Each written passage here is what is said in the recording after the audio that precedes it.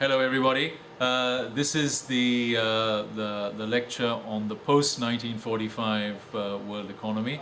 Last time, of course, I did a long sweep of pre 1945 global economic history, and in slide one, I covered at least I flagged the main points of the lecture. I'll start with US power and the post-1945 so-called compromise of embedded liberalism. I'll explain that in due course.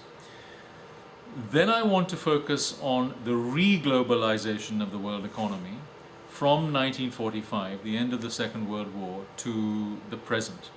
That, of course, following the de-globalization of the world economy in the first half of the 20th century, which I talked about last time. And in terms of post-Second World War re-globalization, I split it into two periods. One roughly between the end of the Second World War and 1980, and the other, the bigger re-globalization, between 1980 and the onset of the global financial crisis in 2008. After that, I'll compare early 21st century globalization, in other words, globalization that we have today, to globalization in the past. A brief word about the global financial crisis and what's happened thereafter. And I'll round up with a discussion on, if you like, the international political framework of all of this, which I label from Pax Americana to global governance, question mark. Okay, so let me start with US power and the post-1945 compromise. I'm on to slide 2 now. And let me start with a quote from a paper written by a State Department official in the United States in 1945. And I quote, "We have come at last to recognize the requirements of our position as the world's greatest creditor. We have demonstrated that we can learn from history." That last sentence is particularly revealing. We have demonstrated that we can learn from history.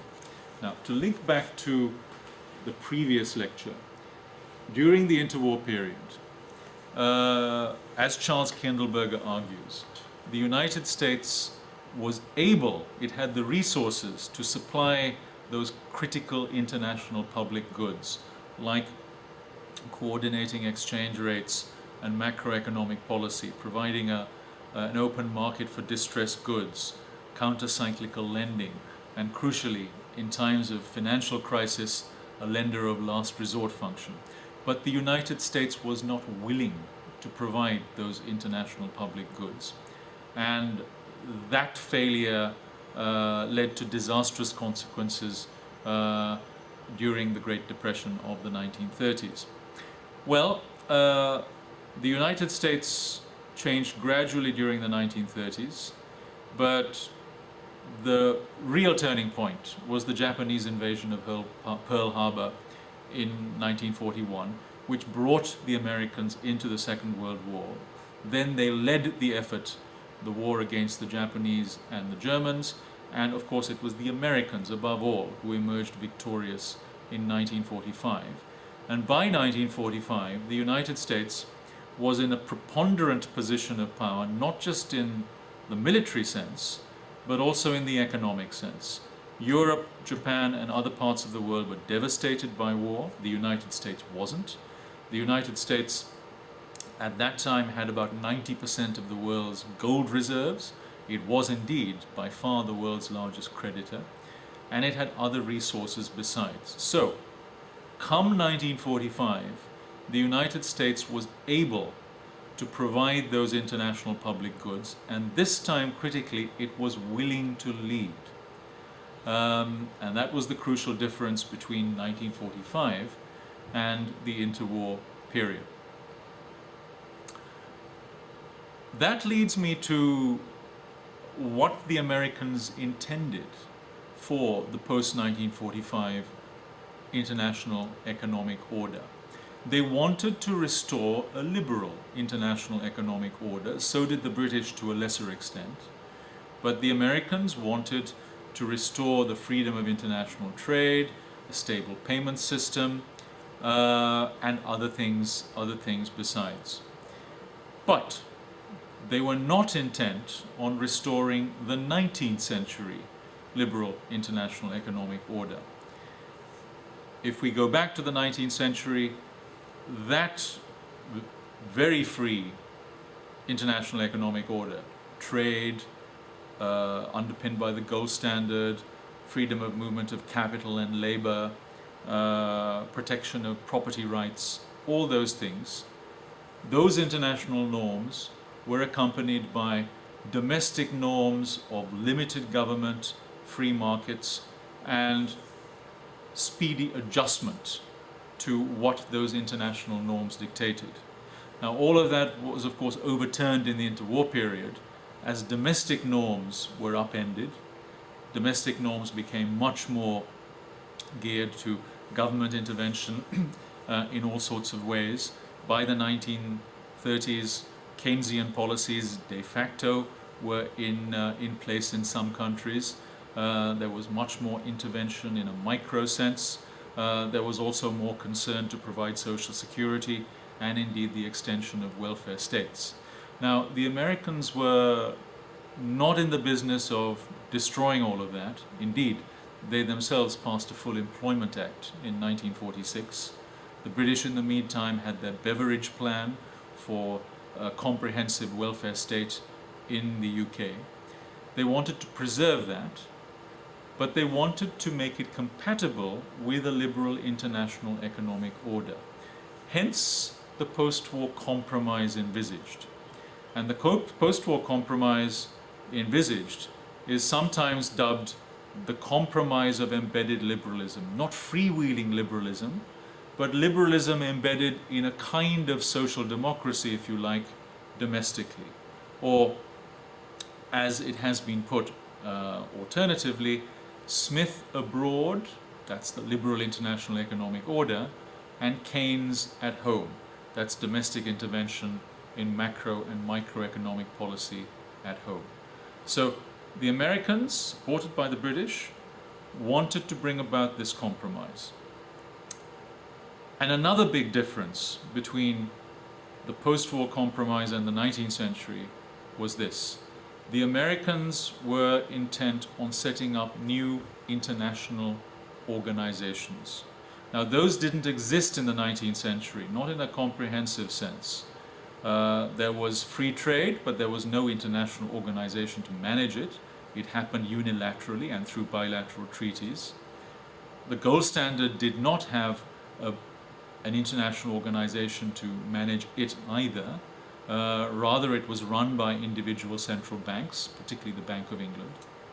But this time, the Americans, as I said, were intent on setting up international institutions to manage this compromise of Smith abroad and Keynes at home, and to manage and mitigate international tensions and conflict.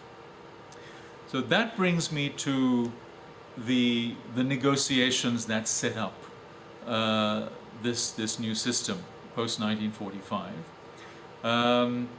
There were two key players: the Americans, very much in the lead role; the British in a supporting role. By this stage, very much a supporting role. They were not in a position to lead. There were two main individual protagonists: Harry Dexter White, who led the American delegation. As it turned out, he was a Soviet communist spy, and John Maynard Keynes, Lord Keynes, leading the British delegation. They met at a place called Dumbarton Oaks in Washington, D.C. in 1943, I think it was.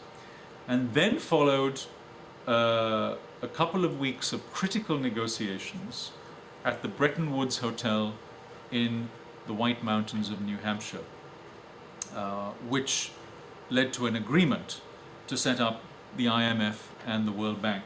Now, I don't know if any of you have been to New Hampshire, or if you're planning to go there. If you do drive up to the Bretton Woods Hotel. There's nothing else there in Bretton Woods, but it's a marvelous hotel. It's got a 900-foot wraparound veranda.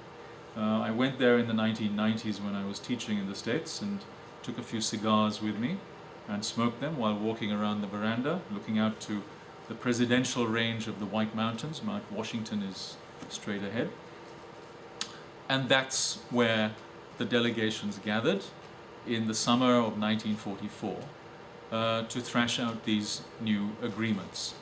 By the way, the Soviet Union was there as well, as was China, represented by the Chiang Kai-shek government at the time. But the Cold War was just about beginning, and the Soviets were not at all keen on these negotiations, and in the end they didn't sign the resulting agreements. So there you have an early sign of the Cold War spilling over into the global economy. So what did they come up with? This White-Keynes compromise, very much weighted towards white, that's to say the Americans' preferences. Well, they decided to go back to the gold standard.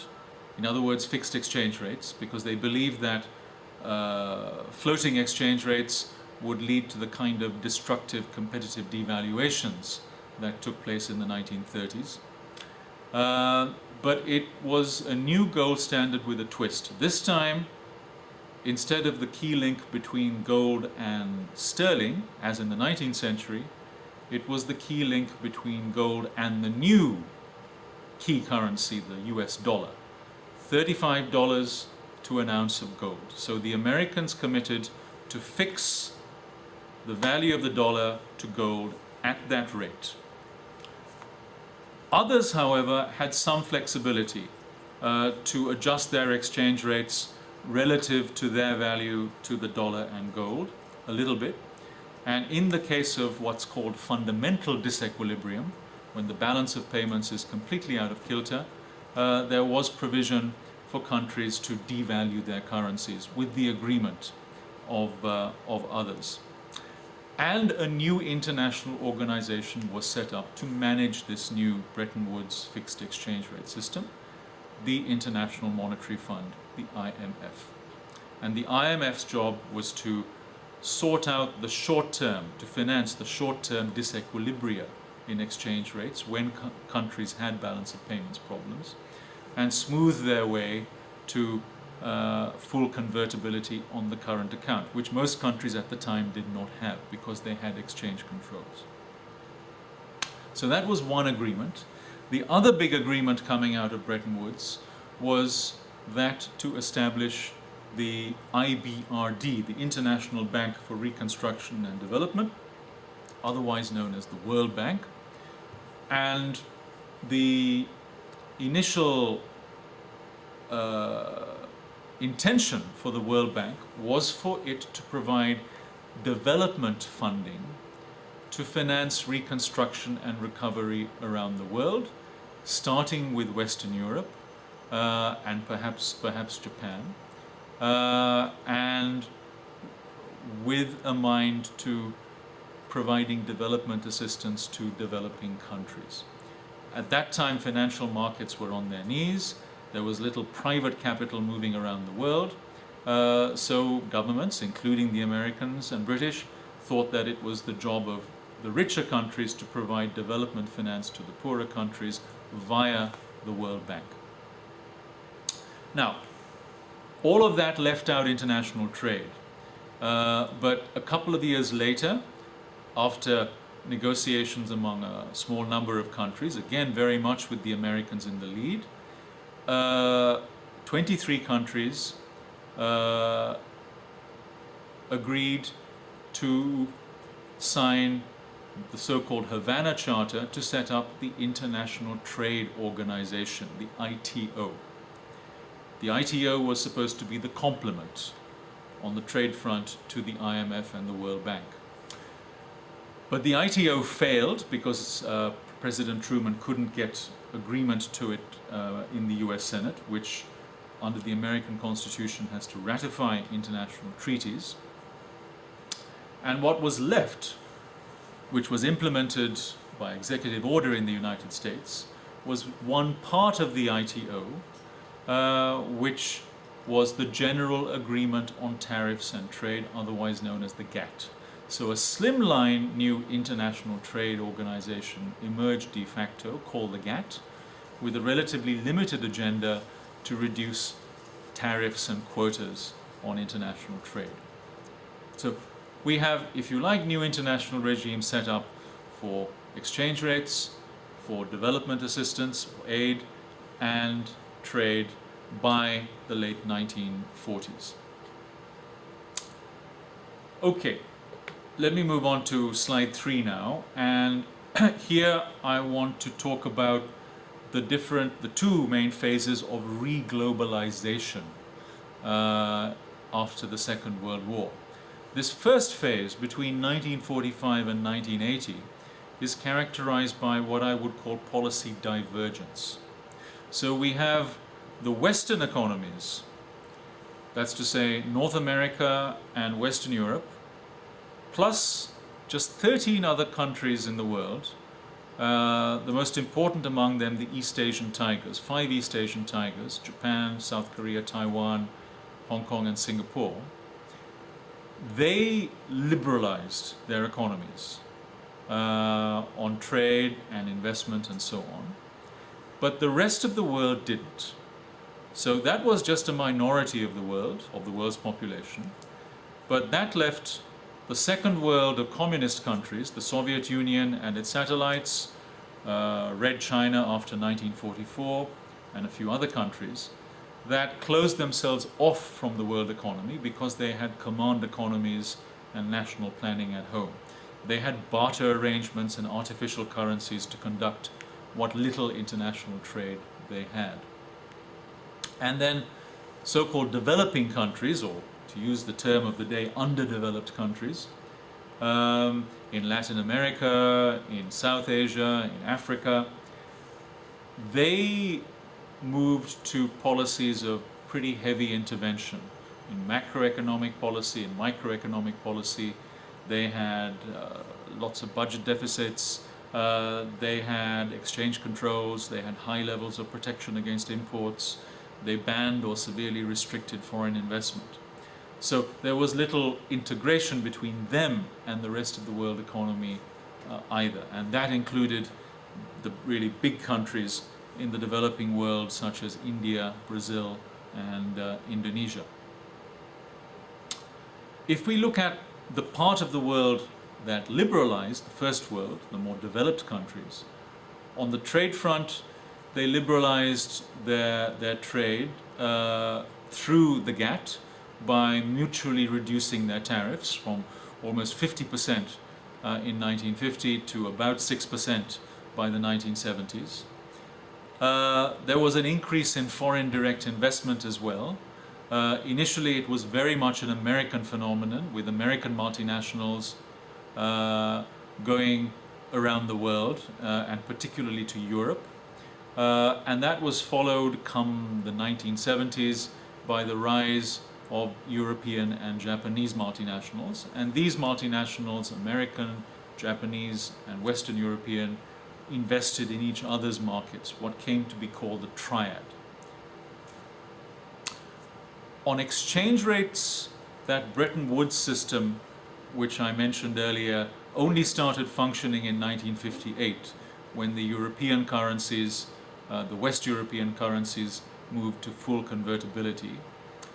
And it operated for barely over a decade, between 1958 and 1971. And then in 1971, after many stresses and strains and crises, President Nixon took the dollar off gold. In other words, he smashed that critical American link with Bretton Woods, and that was the collapse of that fixed exchange rate system. After that, the world economy moved more or less to floating exchange rates. The key exchange rates, the dollar, the yen, the Deutschmark at the time, they floated against each other. So that, in a nutshell, gives you an idea of re-globalization between 1945 and 1980. Let me move on. This is slide 3 or 4 now, I've lost count. This is reglobalization from 1980 up until the global financial crisis, almost 30 years. Now, this is certainly the biggest globalization the world has seen, at least since the late 19th century up until 1913, quite possibly the biggest globalization the world has ever seen in its history. And the big difference between this more recent phase of globalization and the previous phase is that the second and third worlds, which remained outside the system in the previous phase, now come on board because their countries liberalize their economies, often quite dramatically and comprehensively, and integrate with the global economy. This was a huge supply shock. About 1 billion workers entered the world economy from 1980 onwards. It involved the coming on board into the global economy of China from 1978 and particularly from the 1990s, India from the late 80s and early 90s, Brazil also around the same time, and many, many others besides. Just to give you an idea of what happened, the average tariff in developing countries was about 34% in the mid-80s. It came down to about 10% by the mid-90s. Now it's below that. Many countries got rid of their more stringent exchange controls. They had convertibility on current account. Jeffrey Sachs and Andrew Warner estimate that about 80% of the world's population lived in largely closed economies in the early 1980s. By the mid-1990s, it was down to just 20%, and now it's probably well under 10%. In other words, 90% plus of the world's population live in economies that are more or less open to the world economy. So that gives you an idea of the huge changes. Let me now give you an idea of some of the highlights of what happened in international trade and finance in particular. Let's take trade. Huge liberalization of international trade in the 80s, 90s, and indeed up until the GFC. A lot of that was done unilaterally, that's to say on their own or autonomously by developing countries and the countries in transition. One thing I forgot to mention earlier, one of the key landmarks of this period of globalization was, of course, the fall of the Berlin Wall, the collapse of the Soviet Union, and the liberalization of these countries in two senses: liberalization to the market economy as well as liberalization to political democracy. And that included, at least for a time, Russia. So back to trade, we saw unilateral liberalization, but we also saw a successful conclusion to the Uruguay round of the GATT, with a considerable liberalization of trade and a strengthening of trade rules. Then there was an attempt, there was a launching of a new round, the Doha round, which hasn't been successful, and the turn to more so-called free trade agreements or FTAs. On exchange rates, what we have still, post-1971, are the major currencies floating against each other. But in the meantime, and the dollar is still the key currency, but in the meantime we've seen the formation of the euro, we've seen the rise of the renminbi, accompanying China's overall rise, although there are still severe restrictions on the convertibility on the renminbi. And we have lots of different types of exchange rate systems. The dollar floats, the yen floats, the euro floats against other currencies, but some currencies are fixed against the dollar or the euro, other currencies are semi-fixed or semi-floating. So it is a kaleidoscope. Another big development is the huge increase in foreign direct investment. I have a chart that that shows that since 1980, over the next 25 years plus, world GDP increased by 3.5 times, trade increased by double that amount, 7%, sorry, by 7 times, sevenfold, but foreign direct investment increased 28 times. In other words, the huge increase of multinationals going around the world. Not just American, European and Japanese multinationals, but others as well, from some of the key new emerging markets, and these days from China and India and Brazil as well. Foreign direct investment not just going to developed countries, as it overwhelmingly did until 1980, but increasingly to developing countries, to the effect that over half of FDI flows today go to developing countries, not developed countries. And critically during this time, we see the arrival of so-called global value chains or global supply chains. Production becomes fragmented. Multinationals locate different parts of the value chain in different countries, and they bring everything together in complex logistic systems to serve world markets, not just individual national or regional markets. So big developments in international production. And then international finance. We see an explosion of short-term capital flowing around the world, to the effect that trillions of dollars flow around the world in financial markets every day, hundreds of trillions of dollars every year.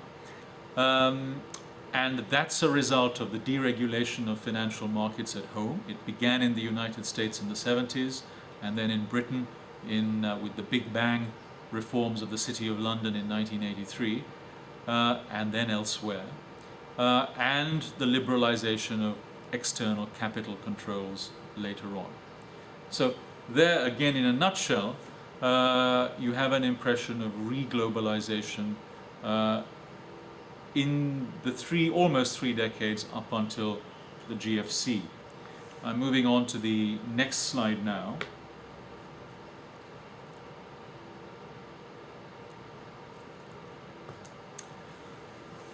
And here the question I ask is, how globalized is the world today?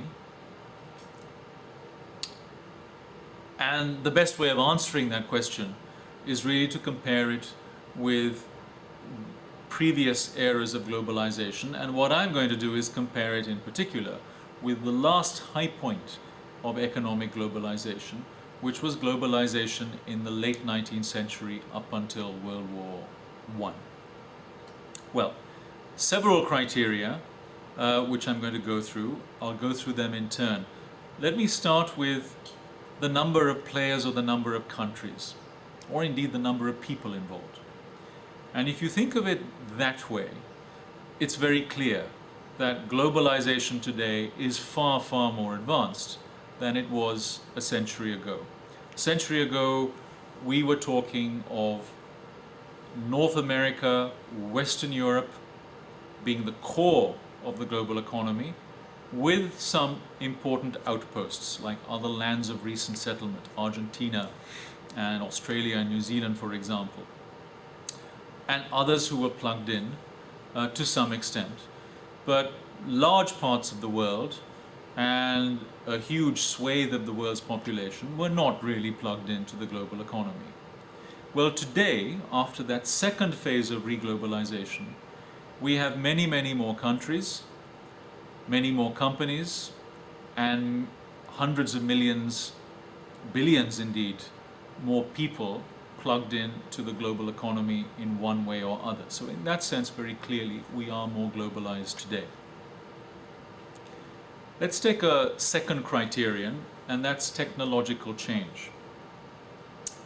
When we discussed the 19th century system, we went through the huge, the transformative technological changes then, the steamship, the railway, refrigeration, electricity, and so on, and the massive changes they effected. Well, in the 20th century, and particularly in the second half of the 20th century, what have we seen? We've seen the arrival of radio, of telephones, of TV, of satellites, of computers. Since the 1990s, the internet, of course.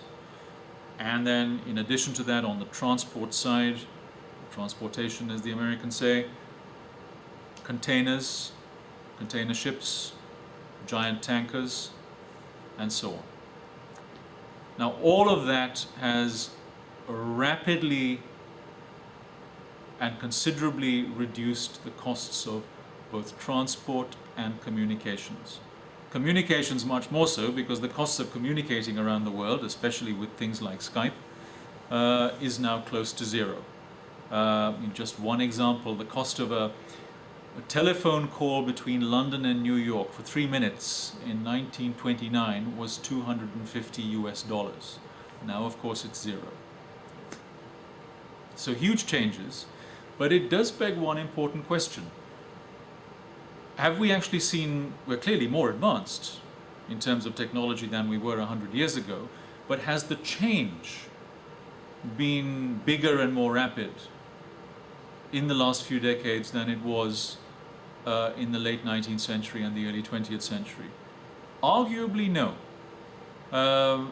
There is one line of argument. Professor Robert Gordon in the United States makes this argument that the technologies we have today actually have more limited effect or spread than even the internet, than the transformative technologies of the 19th century, like the telegraph, the submarine cable, the steamship, and so on. That's up for debate. Let me now move on to trade. Well, one chart I have here shows that trade expanded enormously from around 1950, and particularly manufacturing trade.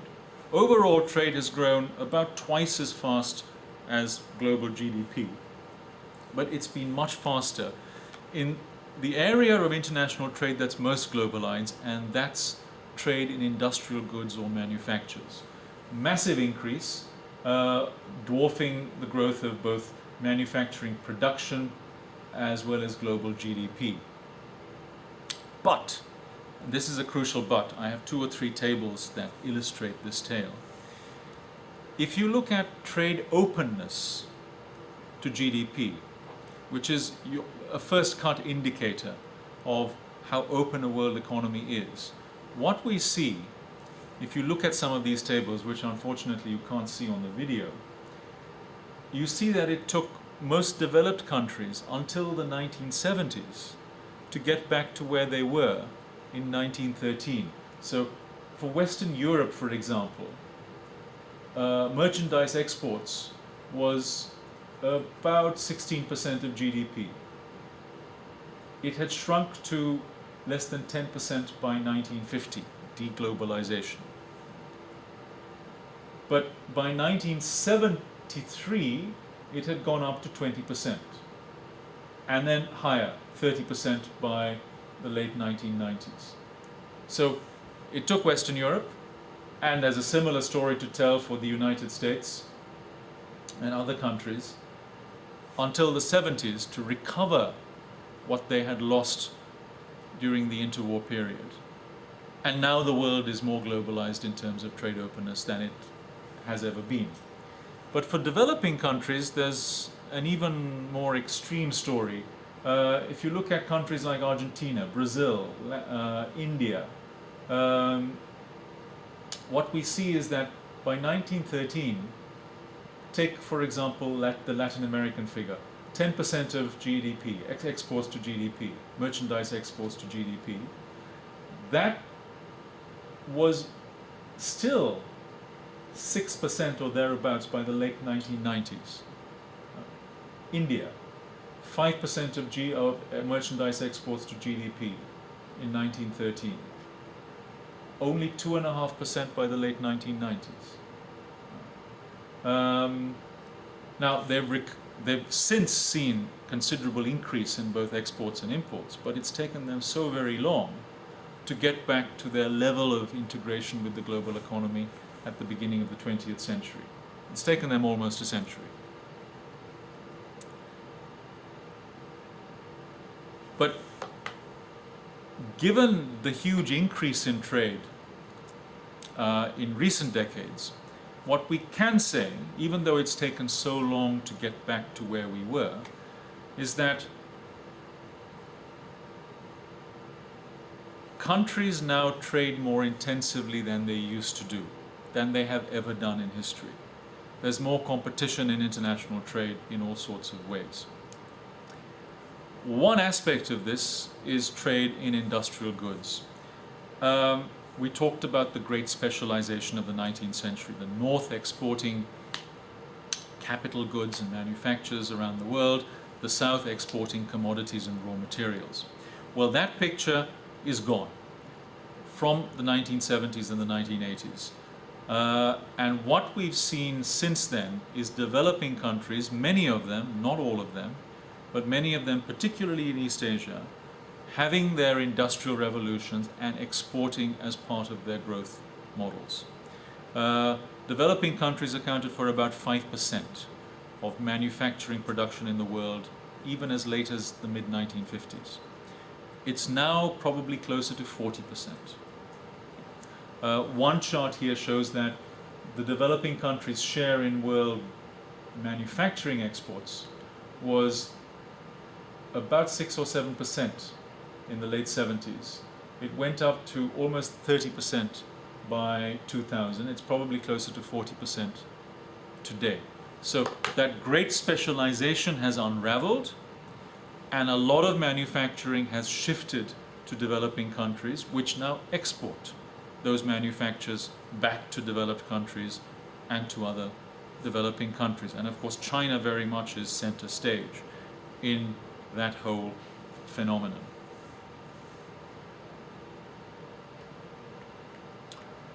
Okay, so that gives you an idea of some of the huge changes in international trade and how globalized the world has become as a result. Allied with that very much is that, what I mentioned earlier, the exponential increase of foreign direct investment and of multinationals at the heart of global value chains. And that's a novel phenomenon. Global value chains didn't really exist to any significant extent before the 1980s, but now you have in critical sectors multinationals as system integrators, as it were, at the heart of these global value chains to serve global markets. It's mainly in certain areas of manufacturing, but you see it spread into services in particular as well. And that's very much wound up with the world of international trade these days. Let me now say something about the integration of capital markets around the world. Now, if we look at just one indicator, and that's the movement of short-term capital around the world is clearly much more globalized than it's ever been. I have one chart here from Martin Wolf's book on globalization, which shows that if you look at foreign assets as a percentage of world GDP, by 1914 it was under 20%. That had shrunk to 5% by the end of the Second World War, again a pretty extreme symptom of deglobalization. But then we see an increase to about 17% in 1980, and then a massive increase to 56% by 1995, and probably a much higher figure today. All of that, of course, is testament to the deregulation of financial markets and the liberalization of capital controls. But it's not necessarily a good indicator of how integrated markets are with the world economy in terms of the movement of capital. A better indicator is net flows in or out of countries. And that corresponds to a country's current account surplus or deficit, or put the other way, a capital account deficit or surplus. And that relates to the relationship between savings and investment in a country. Another table I have here looks at capital flows. Again, this is from Martin Wolf's book, from 1870 to the end of the 20th century. And as I mentioned earlier, for Britain, for example, its net outflow of capital, mainly going to the developing countries of the time to finance their railways and other things, was about 5% of British GDP before the First World War. But come the end of the 20th century, it was down to about 2.5% of GDP. And we see similarly small numbers. Current account surpluses or deficits of about 2% of GDP or thereabouts for many developed countries. And take a developing country like Argentina. Almost 20% of GDP was accounted for by net capital inflows at the end of the 19th century. Argentina was one of the biggest recipients of international capital at the time. But that was down to about 2% of Argentina's GDP by the end of the 20th century. So in that sense, capital markets are actually less integrated today than they were 100 years ago. There is less net outflow or inflow of capital. There's a lot of short-term capital moving around, but it doesn't stay. Often it moves back where it came or moves on elsewhere. That's another big difference between now and the 19th century. There's much more reliance on short-term capital movement, so-called hot money. In the 19th century, it was weighted much more towards longer-term portfolio investment. Another big difference is that while the 19th century was successful in making capital flow downhill from richer to poorer countries, now it's much less successful that way. So we see most capital going to other developed countries and actually less of it going to developing countries. Indeed, many developed countries are net debtors. They receive capital rather than send capital out, as is the case with the United States today. My final criterion is on labor mobility. And as we discussed earlier, the 19th century was historically unprecedented in its huge movements of people, workers, migrants around the world, without the use of passports. We saw, of course, the fortresses erected against all that in the interwar period, and they stayed erect, indeed up until the present. So the stock of migrants in the world's population is about 3%, which is pretty low. There are all kinds of barriers to the entry of foreigners, particularly if they happen to be poor and low-skilled or unskilled. It's easier for highly educated professionals to move around. And in that sense, the world today is less globalized than it was a century ago. Yes, it's easier for people to move around through better transport and communications, but there are more barriers against them moving around, particularly if they want to migrate and settle and work in a foreign country. And those barriers are particularly high for those who are poor, unskilled, or low-skilled. The biggest distortion in the world economy today is not in trade in goods and services, it's not in capital, in trade in assets, it's in trade in labor, and particularly for unskilled labor. So the difference in the real wage of an unskilled person in a poor country and an unskilled person in a rich country is much, much wider than it was in the 19th century. So those are the different criteria to really look at globalization today. And as you see, it's a bit of a mixed bag. In some senses, we are more globalized than we were a century ago, but in other senses, capital market integration and labor mobility, perhaps less so. One final point about comparing these two eras of globalization. You can think of both of them being driven by two main factors. One is technology, the other is policy, the liberalization of policy. The two are related. But economic historians broadly agree that in the 19th century, both were important, but maybe technological change, was a bigger factor than policy liberalization in bringing about the globalization the world saw then. It's been the reverse post-1945. We've seen technological progress, maybe not as dramatic as in the 19th century, but we've seen a lot more policy liberalization in the second half of the 20th century up until the present, particularly because the world economy was so closed off and balkanized during the interwar period, and that policy liberalization accelerated from around 1980 in developing countries and in the former communist countries.